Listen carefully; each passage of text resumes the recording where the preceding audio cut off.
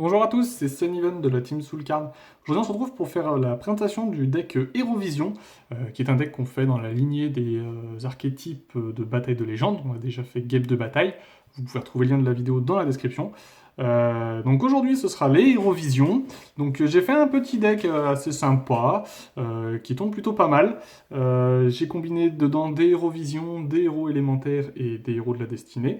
Je voulais que le deck puisse être assez sympa à jouer, dans le sens où je voulais qu'il y ait à peu près tous les archétypes héros dedans, qui soient un petit peu représentés. Et voilà, il va y avoir plusieurs possibilités et pas qu'une seule. Voilà, je sais que le deck tourne très bien avec le combo qui finit par Trinity qui peut OTK. Donc voilà, le combo est évidemment dedans, mais je voulais qu'il n'y ait pas que ça dedans et qu'il soit un petit peu sympa à jouer, qu'il y ait plusieurs possibilités. Donc je vais tout de suite vous présenter ce que j'ai fait. Alors, Faris en 3 fois. Faris qui est le nouveau Hérovision qui est arrivé avec Bataille de Légende.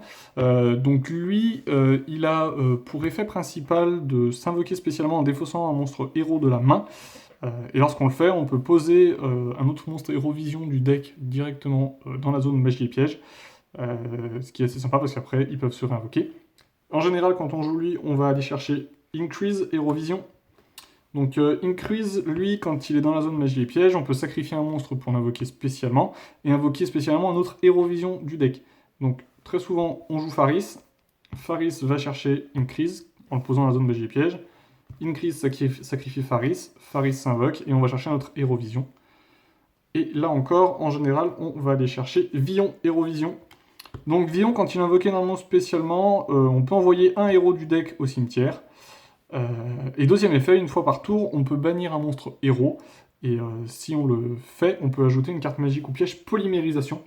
Donc voilà, ce combo-là, en général, nous permet de finir avec 2 monstres déjà et une polymérisation en main. Sachant qu'en tout, on n'aura joué que 2 cartes, Faris et le monstre qu'on aura défaussé. Sachant qu'il y a beaucoup de héros qui ont des effets dans le cimetière, comme vous allez le voir. Donc ça nous permet de lancer un petit peu le combo. Et la plupart du temps, on aime bien commencer avec Faris et un héros dans la main. Donc ça, c'est la base pour les Hérovision. Alors j'en ai rajouté d'autres. J'ai mis Gravito Hérovision.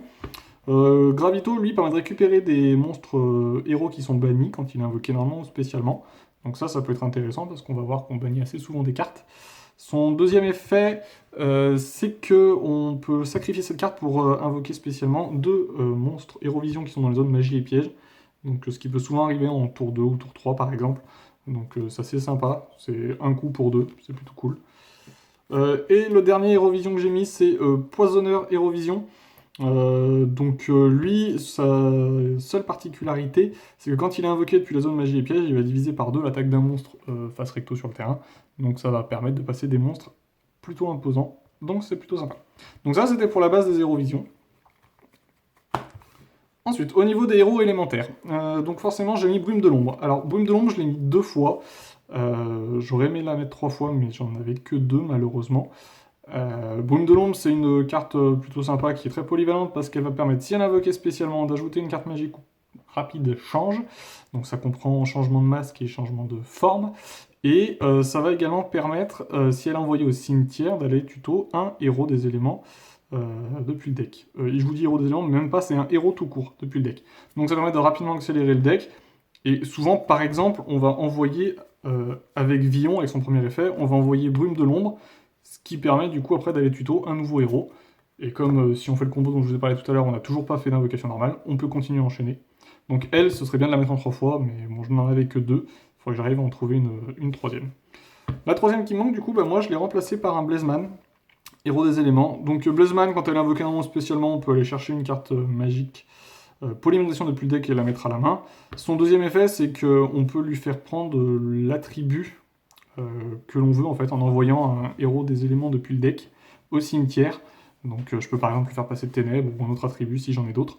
Et ça peut permettre après de faire des fusions assez sympas en fonction des attributs. Donc Blazeman. Ensuite Herman, et Herman maintenant en x2 parce qu'avec la nouvelle banlist il est passé semi-limité au lieu de limité. Donc Herman c'est une carte très intéressante dans le deck héros des éléments parce que quand on va la jouer on va pouvoir ajouter, enfin il y a 2 effets, ou on peut ajouter un monstre héros depuis le deck à la main, ou alors sinon on peut détruire un nombre de cartes magiques et pièges de l'adversaire inférieur ou égal au nombre de monstres héros qu'on contrôle mis à part lui. Donc si on le joue et qu'on a déjà 2-3 monstres sur le terrain, on peut aller jusqu'à péter 3 cartes magiques de l'adversaire, enfin magiques ou pièges, donc c'est plutôt fort. Et le fait de l'avoir en 2 fois, c'est plutôt bien. Ensuite, Néos de la loyauté, héros des éléments. Donc lui, c'est une carte qui fonctionne un peu comme l'ange de loyauté, ça veut dire qu'on le défausse et on booste l'attaque d'un monstre héros de 2500. Donc c'est plutôt pas négligeable, surtout avec les monstres fusion qu'il y a dans le deck, qui ont tendance à avoir des grosses attaques, à pouvoir taper fort, voire plusieurs fois pour certains. Donc c'est une bonne carte. Je sais que certains la jouent en x2, moi je la mets qu'en x1 parce que je trouve qu'elle est très facile à aller chercher. Vraiment, il y a beaucoup de tutos dans le deck, donc elle est très simple à prendre en main. Euh, et limite, l'avoir en main de départ, c'est pas si intéressant que ça, je trouve, parce que je vais préférer aller la chercher, moi, plutôt que de l'avoir en main de départ. Voilà, c'est un gros monstre que je peux pas invoquer de toute façon normalement, et que j'ai pas spécialement envie d'invoquer, donc à la limite, ne pas l'avoir en main de départ, c'est plus intéressant, à mon sens. Après, chacun son avis. Donc ça, c'était pour les héros des éléments. Au niveau des héros de la destinée, alors j'ai 2 malveillants, hein, qui est une carte semi-limitée. Donc malveillant, c'est très simple, quand il y en a un qui est au cimetière, on le bannit, on peut en invoquer un autre depuis le deck. Donc ça, c'est une bonne carte qu'on cherche à mettre vite au cimetière pour pouvoir la réinvoquer. Piocheman, héros de la destinée. Donc lui, quand il est invoqué spécialement, par l'effet d'un monstre héros, on peut piocher une carte tous les deux, donc vous et votre adversaire. Et son deuxième effet, c'est que quand il a été envoyé au cimetière, durant la prochaine stand-by phase, après, il s'invoque spécialement. Donc ça fait également proc son premier effet, ce qui est plutôt intéressant. Et ça permet d'avoir un nouveau monstre pour relancer son tour, donc si jamais on n'est pas très bien. Dinatag, héros de la destinée, donc lui c'est un petit monstre qui va avoir 2 effets. Le premier qui va être dans sa main, en fait on peut le défausser lors d'un combat, on ne reçoit pas de dommages de combat, ni moi ni mon adversaire, et en échange on recevra tous les deux 1000 points de dégâts. Donc voilà, c'est le premier effet. Et pour le deuxième, c'est que si jamais cette carte elle est bannie depuis le cimetière, on peut cibler un monstre héros de la destinée qu'on contrôle, il gagnera 1000 points d'attaque. Donc ça peut nous permettre de booster nos héros de la destinée, donc c'est plutôt intéressant. Céleste, héros de la destinée, donc bon, lui va péter les magies et pièges si jamais il déclare une attaque. Donc ça c'est plutôt intéressant, mais c'est pas son effet qui, enfin, moi m'intéresse le plus en règle générale. C'est plutôt son deuxième effet. Quand il est au cimetière, sauf le tour où il a été envoyé au cimetière, on peut le bannir lui et un autre héros de la destinée, et on peut piocher 2 cartes. La seule condition c'est qu'il faut pas qu'on ait de cartes dans la main avant de faire son effet. Donc voilà, ça permet de relancer sa main et de pouvoir relancer un tour si jamais on n'était pas bien. Donc ça, c'était pour les héros de la destinée. Donc je sais qu'il y a beaucoup de versions du deck où on privilégie beaucoup les héros de la destinée, et on met moins de héros des éléments ou quoi. Voilà, comme je vous dis, je voulais qu'il y ait un petit peu de tout, à peu près équitablement. C'est pour ça que j'ai à peu près autant d'héros de la destinée que de héros élémentaires. Voilà, après, il y a peut-être des versions qui sont plus intéressantes. Vous n'hésiterez pas à me dire dans les commentaires ce que vous en pensez.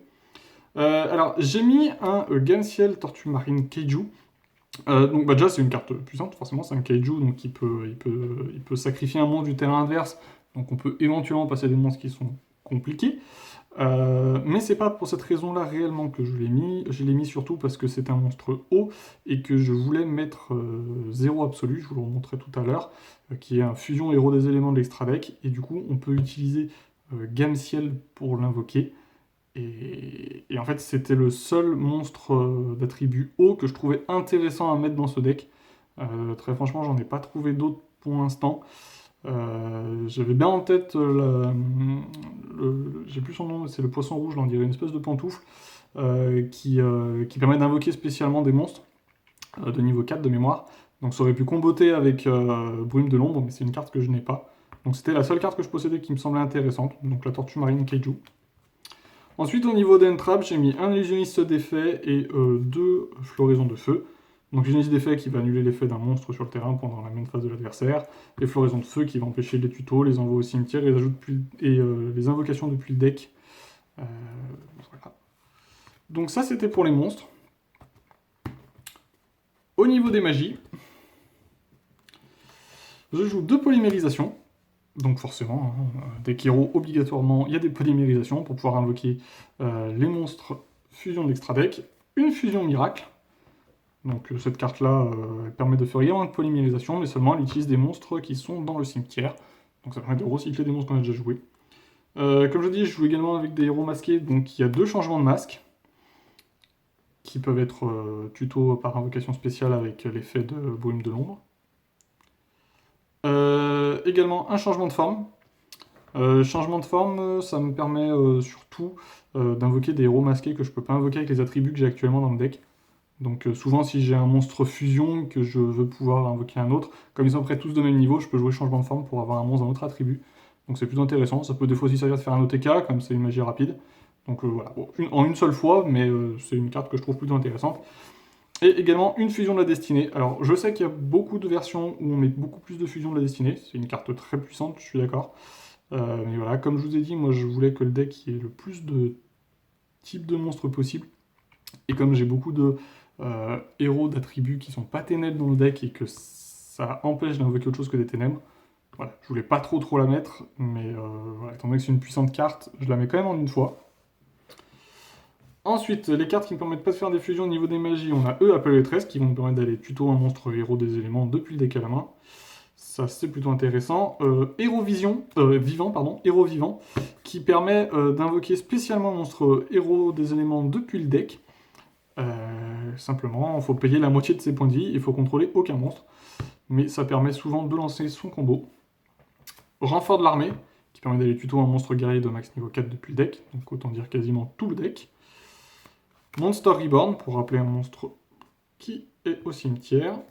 Un sacrifice inutile, ça souvent on va envoyer Malveillant, héros de la destinée, ou alors on va envoyer Brume de l'ombre, ce qui permet souvent de lancer les combos également. Et pour se protéger des end-traps, 3 appelés par la tombe. Donc voilà, ça c'est pour le deck en lui-même. Je vais maintenant vous présenter l'extra deck. Au niveau de l'extra deck, je joue avec les 3 links héros extra. Donc on a Décimeur de terreur héros extra, on a Croisé de la croix et Conducteur des miracles. Donc chacun a des effets qui sont très intéressants pour les monstres héros. Lui, il va booster l'attaque de tous les monstres qu'il va pointer, lui compris, donc ça permet de faire monter les monstres héros à beaucoup de points d'attaque assez facilement. Croiseur de la croix, lui, il permet de récupérer des héros de la destinée et de pouvoir tuto d'autres monstres si on le sacrifie. Donc c'est plutôt assez intéressant. Et Conducteur des miracles, son principal effet, c'est que quand on invoque un héros, normalement ou spécialement dans une zone qui pointe, on va pouvoir récupérer ou une carte magique change, ou une carte fusion, ou une carte polymérisation depuis le cimetière. Donc voilà, ça va permettre de recycler un petit peu son deck. Donc très intéressant ces trois-là. Bien évidemment, le Trinity Hérovision, qui s'invoque très facilement, hein, simplement 3 monstres héros, ce qui est très facile à avoir avec le deck. Et c'est le monstre OTK un petit peu du deck, parce qu'il permet de... il monte à 5000 d'attaque quand il est invoqué, et il peut attaquer jusqu'à 3 fois sur des monstres. Donc si lui on le combine avec cette carte-là qui va booster son attaque, ou alors avec le Néos de la Loyauté, on va très rapidement arriver à un monstre très puissant qui peut attaquer plusieurs fois, et donc va potentiellement faire un OTK. Au niveau des héros de la destinée, j'ai mis Dominance héros de la destinée et Dangereux, qui sont les deux qui me semblent le plus intéressants. Je sais qu'il y en a d'autres qui sont très bons. Moi, personnellement, ils ne m'intéressaient pas plus que ça, surtout dans la version que j'ai fait du deck. Donc je me suis cantonné à ces deux-là. Ensuite, au niveau des héros des éléments qui fonctionnent avec les attributs, j'ai un Maître Nova, héros des éléments, un Grande Tornade, héros élémentaire, et 0 absolu, donc celui que je veux invoquer avec le Kaiju, donc qui sont respectivement les monstres héros des éléments feu, air et eau. Bon, ils ont chacun des effets plus ou moins intéressants en fonction de la situation. Pour moi, le plus intéressant, ça reste 0 absolu, parce qu'il va permettre de gagner 500 points d'attaque pour chaque monstre eau, ça sert à rien. Mais si cette carte quitte le terrain, on peut détruire tous les monstres contrôlés par l'adversaire, donc ça fait un petit Raijeki. C'est plutôt intéressant, sachant qu'en plus c'est quand il quitte le terrain, ça peut très bien fonctionner si on veut faire une link ou quoi. Donc ça c'est une carte intéressante et c'est pour ça que je voulais à tout prix la mettre, parce que moi je la trouve très forte. Après pour les deux autres, j'ai mis ceux-là un peu par dépit, parce que je n'ai pas les autres héros des éléments qui fonctionnent avec les attributs. Je sais qu'il y en a qui sont beaucoup plus intéressants, et bon, pour l'instant, je me limite à ça. Ça changera peut-être, si jamais j'arrive à trouver les cartes. Et au niveau des héros masqués, alors on a bien évidemment l'eau des ténèbres, qui est pour moi le principal, et qui counter beaucoup de decks, je trouve, parce que lui, quand il est sur le terrain, toutes les cartes d'adversaire qui doivent être envoyées au cimetière, elles seront bannies à la place. Et du coup, ça peut counter pas mal de decks, comme Salamandre Grande, Orcrustre, et bien d'autres. Donc ça, c'est une carte très intéressante. Et ensuite, j'ai Anki, héros masqué, qui lui peut permettre d'aller chercher une carte magique change assez facilement et qui en plus peut faire des attaques directes en divisant juste les dégâts par deux, donc en faisant 1400. Ça peut souvent permettre ou de finir le duel, ou alors en tout cas de bien attaquer l'adversaire et de lui faire quelques petits dégâts quand on ne peut pas passer un monstre. Et ensuite, Vent Divin, héros masqué, et Koga, héros masqué. Donc eux, c'est un peu comme pour ceux que j'ai présentés tout à l'heure, c'est parce que c'était les derniers héros masqués que j'avais. J'avais pas d'autres cartes héros masqués. Je sais qu'il y en a des plus intéressantes, notamment celle de l'eau, que moi j'aime bien, et j'aurais aimé les mettre dedans. Le problème, je les ai pas. Donc je continue à les chercher. Si jamais j'arrive à les trouver, je remplacerai ces deux-là par ça. Donc je sais qu'au niveau de l'extra, il y a des versions qui sont bien plus optimisées que ça. Mais pour l'instant, avec les cartes que j'ai, c'est tout ce que je pouvais faire. Donc voilà, j'espère que cette présentation vous a plu. N'hésitez pas à me faire vos retours, notamment sur l'extra deck, quelle version vous feriez, notamment avec la version du deck que je vous ai proposée.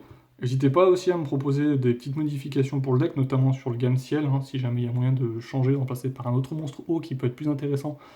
Moi ça me va. Donc voilà, faites-moi proposition en commentaire, n'hésitez pas à me faire vos retours sur la vidéo si ça vous a plu et sur la qualité. Et je vous souhaite une très bonne journée et je vous dis à bientôt. Au revoir.